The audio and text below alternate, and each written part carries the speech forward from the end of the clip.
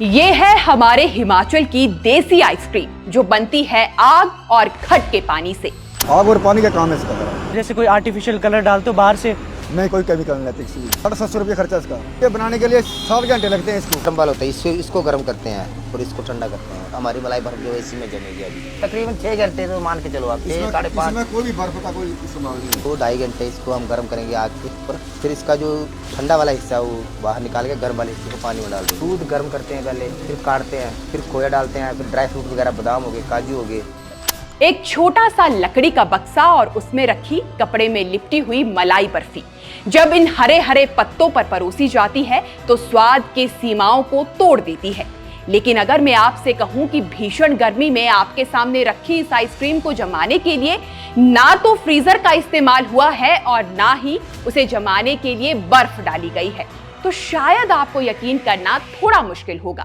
लेकिन हिमाचल के कांगड़ा में आज भी एक ऐसी पारंपरिक आइसक्रीम बनाई जाती है जिसे तैयार करने का तरीका किसी आधुनिक मशीन से कम हैरान करने वाला नहीं है।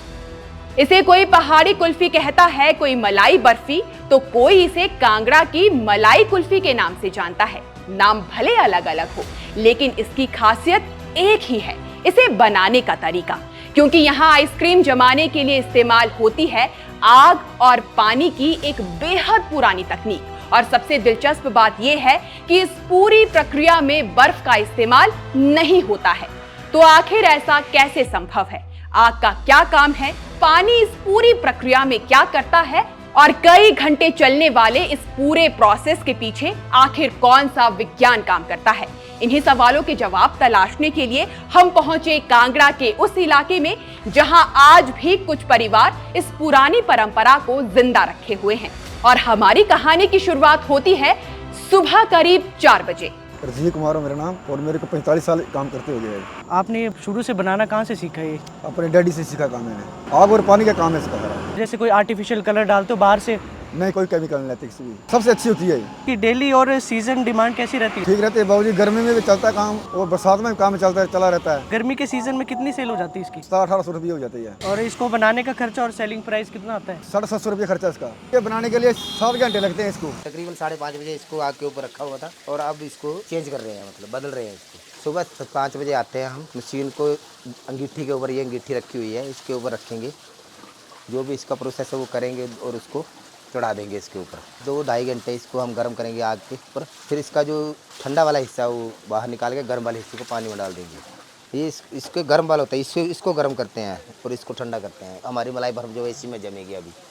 सबसे पहले इस मशीन में खोया वगैरह डालते हैं? अभी डालेंगे। अभी इसके अंदर क्या है? तो अभी इसके अंदर कुछ नहीं, खाली है ये। इसका सांचा डालेंगे ना, सांचा डालेंगे। दूध हमने पहले काट के रखा हुआ है, वो वाला खोया वोया जो भी है वो काट दिया। सुबह से यही काम करते हैं। उसको पहले गर्म वगैरह किया होगा? दूध गर्म करते हैं पहले, फिर काटते हैं, फिर खोया डालते हैं, फिर ड्राई फ्रूट वगैरह बादाम हो गए, काजू हो गए। तकरीबन 6 घंटे तो मान के चलो आप, 6-5। इसमें कोई भी बर्फ का कोई इस्तेमाल नहीं है। आपके सामने ही है, बर्फ डाली इसमें हमने, कोई बर्फ नहीं है ना। और पानी चला हुआ है, पानी चला हुआ खुला, बस पानी से जमेगी ये।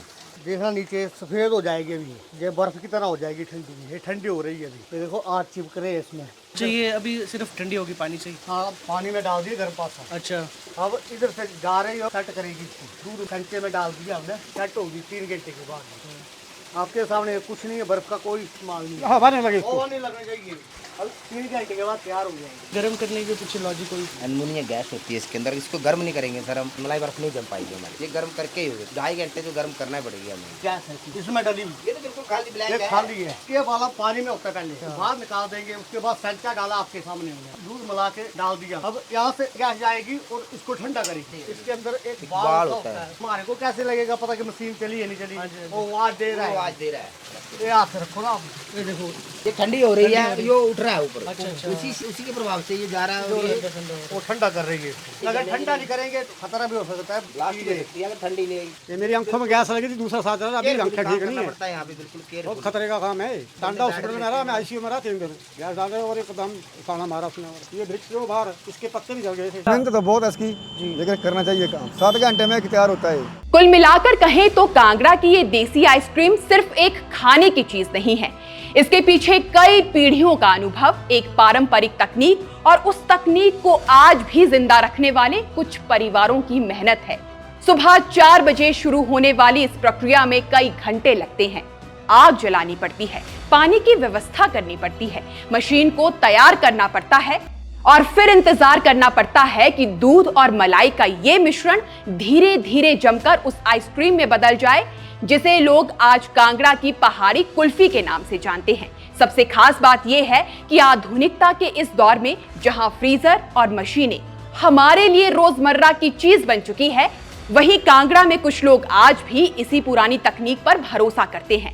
हालांकि इस कारोबार के सामने चुनौतियां भी कम नहीं हैं। इसे बनाने में वक्त लगता है, मेहनत लगती है और नई पीढ़ी के लिए शायद यही मेहनत इस काम को कम आकर्षक बनाती है। लेकिन जब तक कुछ परिवार इसे करते रहेंगे, तब तक कांगड़ा की ये खास पहचान भी जिंदा रहेगी। और अगली बार जब आप कांगड़ा आए और किसी पत्ते पर आपको ये ठंडी ठंडी मलाई कुल्फी परोसी जाए, तो सिर्फ इसका स्वाद मत लीजिएगा, एक पल के लिए ये भी सोचिएगा कि इस छोटे से बक्से तक पहुंचने के लिए कितनी पुरानी तकनीक, कितनी मेहनत और कितनी पीढ़ियों की कहानी छिपी हुई है। ये है हिमाचल की वो पहचान जिसे सिर्फ खाया नहीं जाता, महसूस भी किया जाता है। आपको हमारी ये रिपोर्ट पसंद आई हो तो इसे लाइक और शेयर जरूर कीजिएगा। बाकी हिमाचल से जुड़े इसी तरह के और वीडियो को देखने के लिए हमारे चैनल को सब्सक्राइब कीजिएगा। अभी फिलहाल के लिए बस इतना ही। नमस्कार।